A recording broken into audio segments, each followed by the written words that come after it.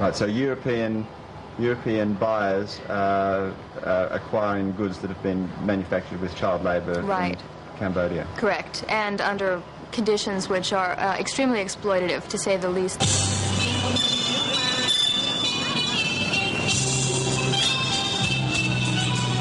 The only difference between working in a garment factory and working in a brothel is that there's very little chance of catching AIDS in a garment factory. And I realise now that 50% of the prostitutes in Tulkork, the brothel area that I've been filming in, are HIV positive. 50% of the girls in this particular brothel are HIV positive. 50% of the girls that seem to be enjoying their lives as prostitutes are HIV positive, will develop AIDS, will die of AIDS, and before they die, they'll pass AIDS on to the young men that visit them.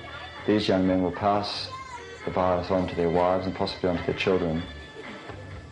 And although I'd become very cynical about the many reports that I'd read while I was in Cambodia, there was one that I was not at all cynical about, which predicted that more Cambodians would die of AIDS than were killed during the genocidal reign of Pol Pot.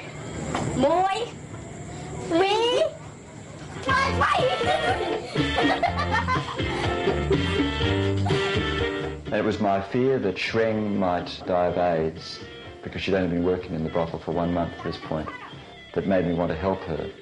I asked her if she would like to leave the brothel, and she said yes, she would appreciate it if I did help her, but then I'd have to talk to the pimp. The pimp was not at the brothel that night. He was out of town for a few days. I promised that I would come back and talk to him.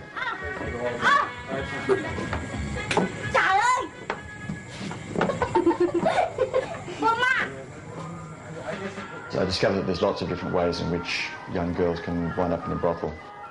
Sometimes they're sold into prostitution by their parents because the parents are very poor.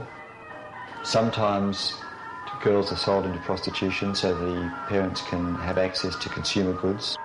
Sometimes young girls are stolen by a neighbour, by someone in a village, or in one instance by a policeman.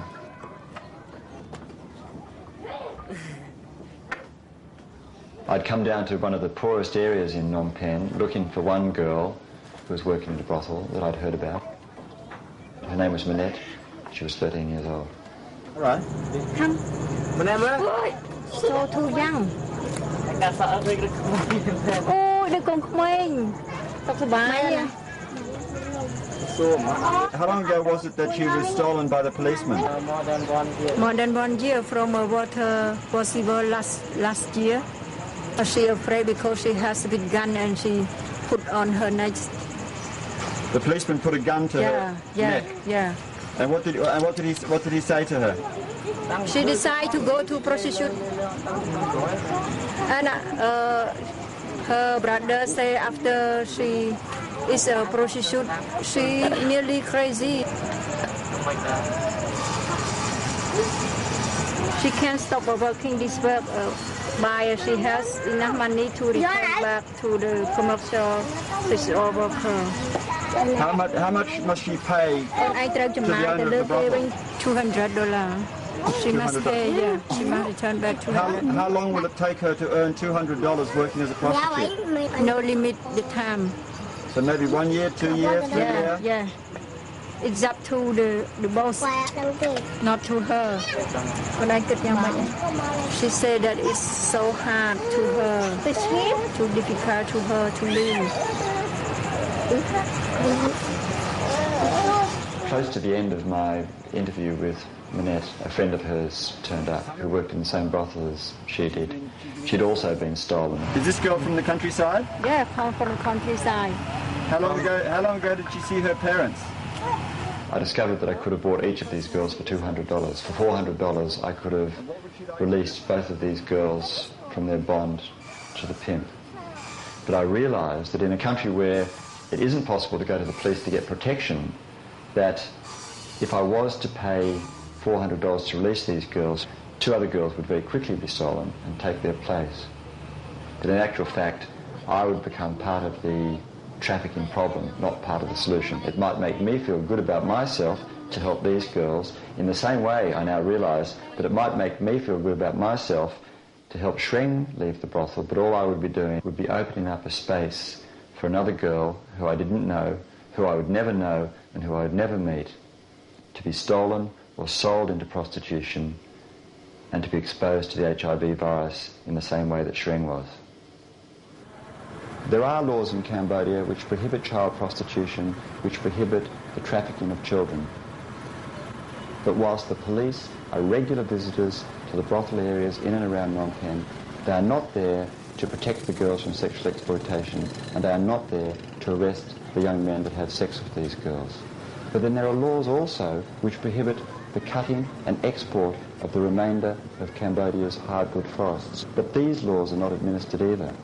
If the Cambodian government follows through on the contracts it's entered into with overseas logging companies, the ecological devastation that will result will force tens of thousands of people off the land and into Phnom Penh in search of work. Many of the young women who will not be able to find work will wind up working in brothels.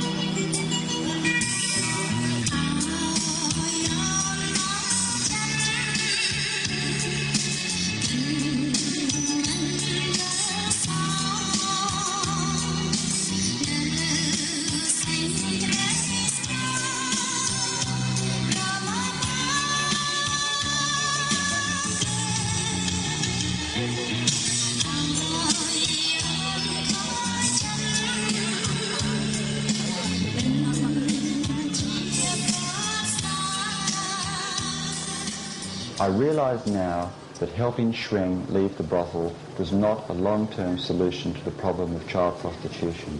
But I had made a promise to Shreng, and even though I had some misgivings, I did go back to the brothel a few days later to talk to the pimp. Shreng was excited to see me. The mama-san was less than excited to see me. The pimp wouldn't talk to me and seemed to be under the influence of some kind of drug. A few minutes later, the mama-san said something to Shreng, and her attitude towards me changed. She became cool, she became distant, and she didn't want me to film her anymore. And then the mama-san looked at me in a way that made it quite clear I was no longer welcome, and I left. I was a bit confused now as to what Shreng wanted or expected from me. Did she want me to help her or did she not want me to help her? It occurred to me that perhaps the mama-san had got wind of the fact that I was going to try and help get Shreng out of the brothel. Maybe she thought that I was going to steal Shreng. Maybe she thought that I was going to go to the police. Maybe she thought that as a filmmaker I was going to expose the brothel as a place that employed underage girls. I don't know.